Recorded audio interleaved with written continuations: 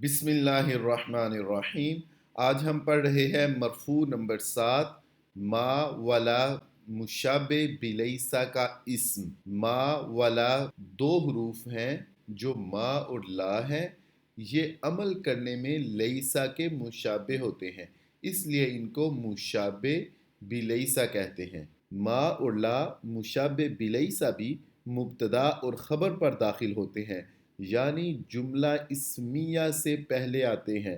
مبتدا کو اپنا اسم بنا کر رفع اور خبر کو نصب دیتے ہیں، جیسے ما زید جمیلا، زید خوبصورت نہیں ہے۔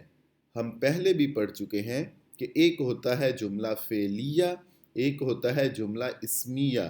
جملہ فعلیہ وہ ہوتا ہے جس کا پہلا جزو فعل ہو، جملہ اسمیہ وہ ہوتا ہے جس کا پہلا جزو اسم ہو، جیسے زید جمیل، پہلا جزو اسم ہے تو اس کو جملہ اسمیہ کہیں گے۔ جملہ اسمیہ کا پہلا جزو مبتدا کہلاتا ہے اور دوسرا جزو خبر۔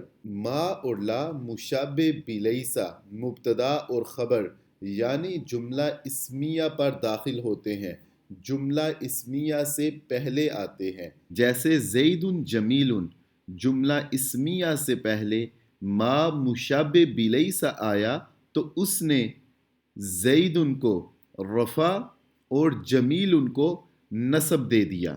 ما زید جمیلا۔ اسی طرح شجر مثمر فی الحدیقۃ سے لا شجر مثمر فی الحدیقہ۔ جزاکم اللہ۔